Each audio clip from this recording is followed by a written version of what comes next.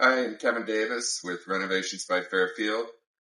We are also Fairfield Homes. We are also home builders. As home builders, we're not afraid of anything. So even structural, concrete, roofing, all that is part of our expertise.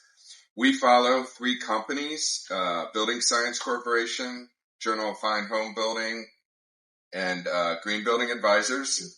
These guys, especially Building Science Corporation, these guys are PhDs. They wrote the curriculum for colleges and getting a doctorate in building science. So we are learning every year. We never stop learning about energy efficiency and structure and the best way to put things together. We're here in one of our new houses to demonstrate the way we finish basements. The first thing in finishing a basement is we need to assess your water intrusion management systems. So in this new house, we actually have a rubberized waterproof membrane on the outside of the house. We have interior drain tile and exterior drain tile hooked together through the entire basement concrete that leads to a sump pump system that pumps the water out. But in older houses, you don't have any of these features.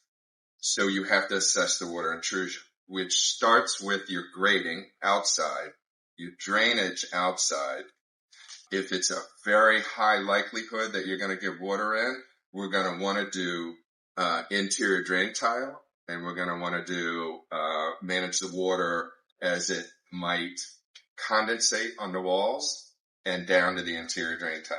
Moderately, we might change the grading, but we're always going to finish the basement walls the same way in every house.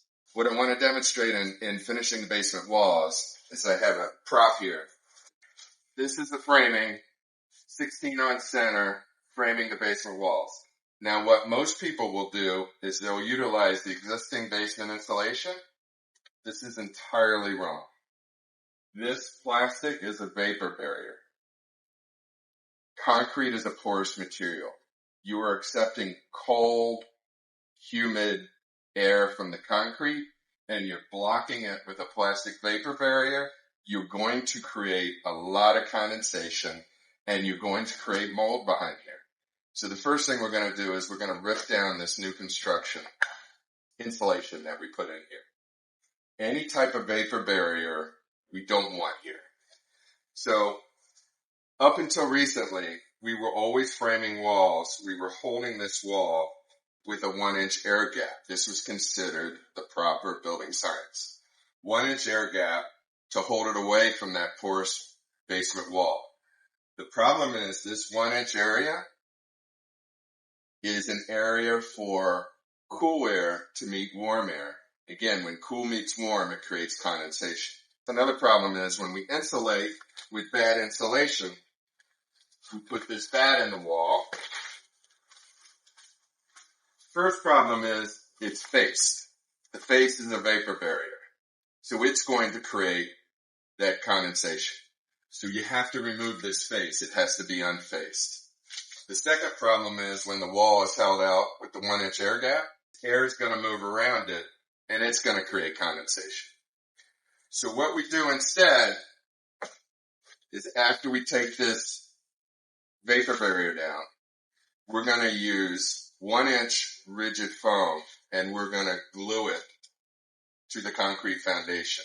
Having the 1-inch insulation is going to prevent air from moving around between the foundation wall and the first insulation before you get to this stud. Then we're going to apply this stud to the 1-inch rigid foam so there's no air moving around.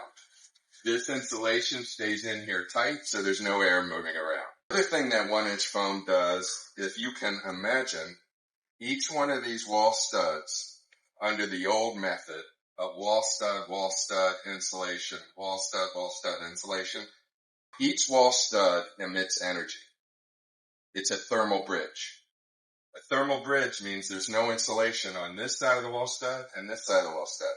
If you added the wall studs up in a typical basement, you would add up to 100 square feet of uninsulated basement. So you can add as much insulation as you want in a house, And it doesn't matter if you've got all this thermal bridging and all this air leakage in a house. So that 1-inch rigid foam insulation all across the basement behind these studs is going to act as an insulator and greatly improve the feel of the basement.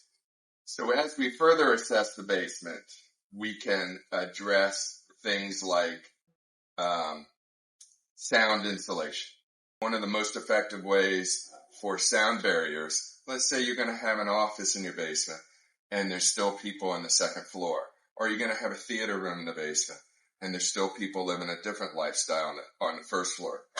One of the ways is to use mineral wool insulation. Mineral wool insulation is a very dense, made out of dirt and rock, literally. It is fireproof and it has huge sound dampening properties. So we can either use it instead of this fiberglass. We can also put it in the ceiling to help dampen the sound.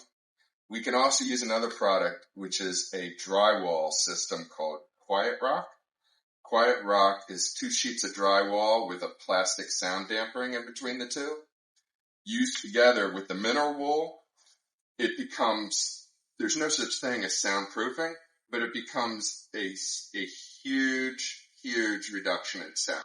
Let's also talk about box sills. So box sills is where the joists end at the end of a house, and there are pieces of wood on the outside. So in between each of these joists and the piece of wood, there are 4 areas of air leakage, right? And so if you've ever lived in a house where seasonally you might get yellow jackets or other bugs, depending on the season, box sills is actually one of the largest areas of air leakage in the house. So when we're finishing a basement, we usually recommend that you spray foam the box sills.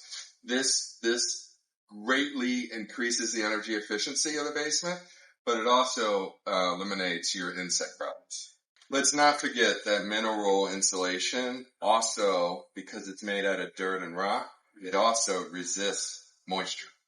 So it's a moisture resistant product. Whereas this, if you get moisture on fiberglass insulation, it just looks like Wonder Bread and ends up falling down and becoming a clump of a mess. Let's repeat the wall assembly again. Again, we've got concrete wall. We apply rigid foam against it to reduce moisture. Then we put our studs right up against the rigid wall so we don't have any air movement. And then we pack between the studs with more insulation. So we have insulation behind the studs. We have insulation in between the studs. We have no air movement, so we're not producing condensation. And we have a better feeling basement because of it.